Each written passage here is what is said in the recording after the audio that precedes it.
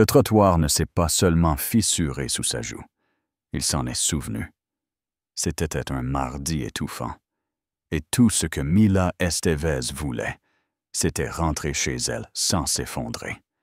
12 heures à l'unité de cardiologie encore en sous-effectif, à rester debout depuis l'aube, à tenir la main de parfaits inconnus pendant que les machines sonnaient leurs derniers adieux. Sa blouse lui collait à la peau comme une seconde peau, et son sac-repas pendait, intact, au bout d'une main fatiguée. La rue était silencieuse. Pas un oiseau, juste le cri strident des cigales et le clic régulier des arroseurs tournant sur des pelouses parfaitement taillées. Elle n'était plus qu'à 3 maisons de son porche quand elle l'a entendu. Ce bip sec d'une sirène si bref qu'il aurait pu passer inaperçu, mais son ventre s'est noué immédiatement. Puis les pneus, crissants, trop vite pour une impasse aussi tranquille. Une voiture de patrouille noire et blanche a dérapé jusqu'au trottoir, les roues avant mordant l'herbe comme si elles leur appartenaient. La portière s'est ouverte d'un coup bam et un officier blanc est sorti. La quarantaine bien tassée, les veines saillantes, quelque chose de sombre déjà dans le regard. Son badge disait « Hatch, Connolly », mais à ce moment-là, ça n'avait encore aucune importance. Les mains en l'air, a-t-il hurlé. Mila s'est figée, pas par peur, mais par réflexe. Elle a levé ses mains lentement, comme une chirurgienne prête à opérer. « Je rentre de l'hôpital Saint-Jude », a-t-elle dit calmement. « Je suis infirmière. J'habite là, juste au bout. » Mais il ne l'a pas écoutée. Pas vraiment. Il a vu une femme latino dans un uniforme bleu marine, dans un quartier où il pensait qu'elle n'avait rien à faire. Et pour lui, ça suffisait. Au sol. Maintenant, encore plus fort. Comme si crier rendait ses ordres légitimes. « Je ne résiste pas, dit-elle. La voix stable, mais la gorge sèche. Je viens juste de finir mon service. Monsieur, je suis fatigué. Il n'a pas attendu. D'un coup, il lui a saisi le bras, puis l'a repoussé violemment, comme si elle était une porte qu'il refusait d'ouvrir avec respect. Son talon a glissé sur le trottoir. Elle est tombée. Le sac-repas s'est renversé. Les boîtes se sont éparpillées. Son badge a touché le sol, juste avant elle. Puis sa main dans ses cheveux et craque. Sa joue a frappé le béton. Dur, brûlant, impitoyable. Le goût du sang a rempli sa bouche métallique, irréelle. Elle a tenté de parler, mais déjà, son genou s'enfonçait dans son dos comme s'il essayait d'immobiliser une menace qui n'avait jamais existé. « Je ne résiste pas », a-t-elle murmuré, plus pour elle-même que pour lui. De l'autre côté de la rue, un enfant du quartier s'était arrêté net, téléphone à la main. Leurs regards se sont croisés pendant 1 seconde. Une seule. Mais c'était suffisant. Clic. Une photo.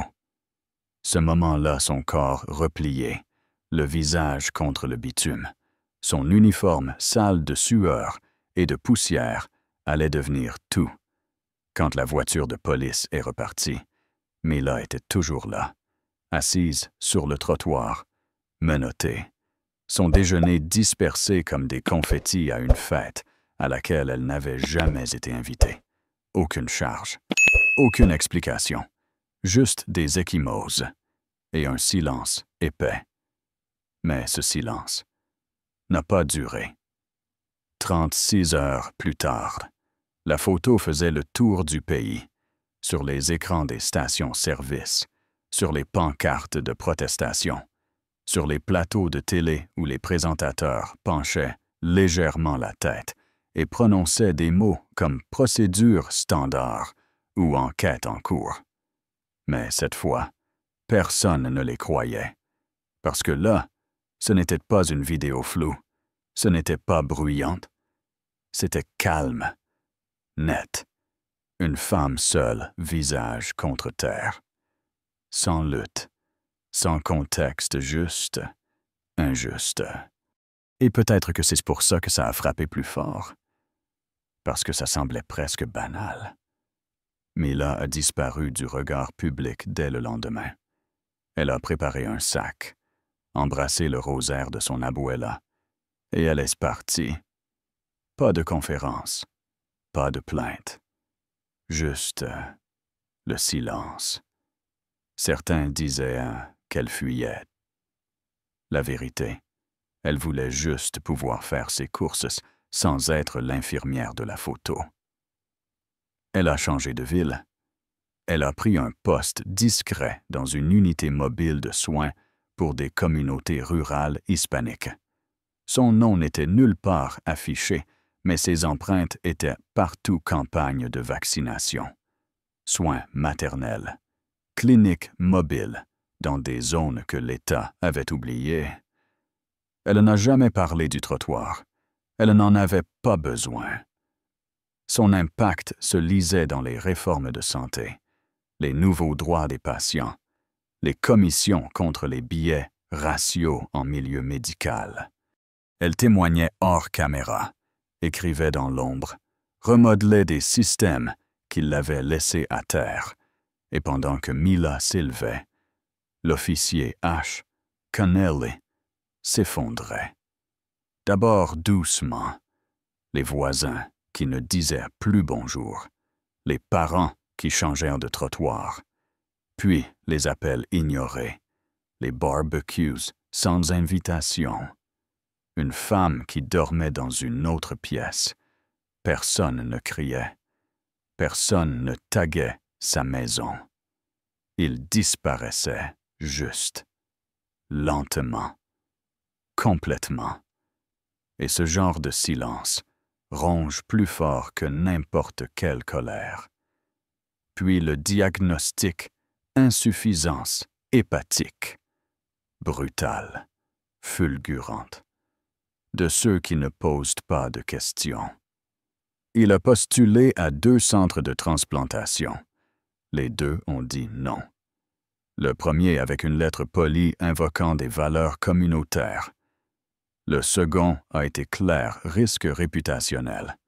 Une clause éthique, récemment votée grâce au réseau de Mila, permettait aux hôpitaux de refuser les soins non urgents aux personnes avec des antécédents d'abus. Il a tenté de payer en liquide. La réceptionniste a souri jusqu'à voir sa carte d'identité. Puis elle s'est éclipsée derrière une porte en verre dépolie et n'est jamais revenue. 30 minutes plus tard, un agent de sécurité lui a dit que le cabinet était fermé. Oui, ça s'est vraiment passé. Au 3e mois, Connelly n'était plus qu'une silhouette. Peau jaune, doigts gonflés, un homme brisé, noyé dans la bile et les regrets, observant un monde qui ne s'arrêtait plus pour lui. Il a passé un dernier coup de fil. À Mila, elle a répondu « Silence ». Je ne savais pas à qui d'autre m'adresser, a-t-il dit. La voix de Mila était calme, tranchante.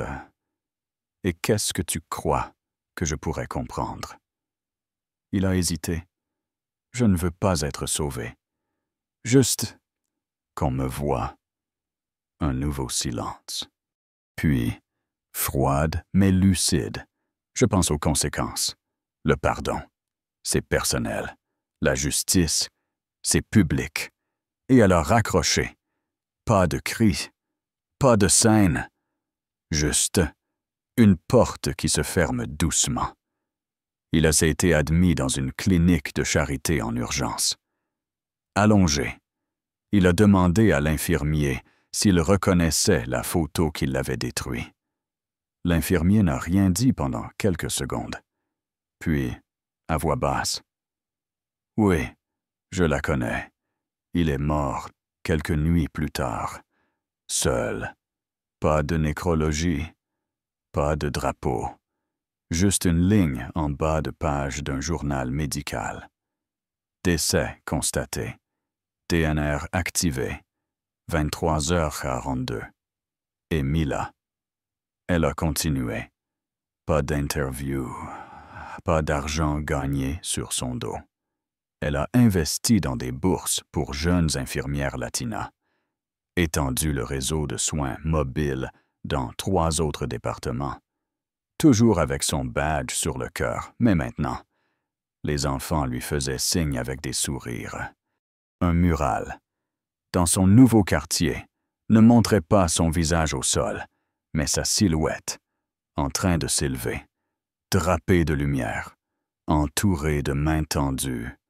Pas de poings, pas de slogans, juste une promesse. Un après-midi, un adolescent s'est approché à vélo. « C'est vous, la femme sur la photo. » Elle a souri. « Non, je suis la femme après la photo. » Il a cligné des yeux, puis hoché la tête, comme s'il avait compris, et peut-être qu'il avait compris.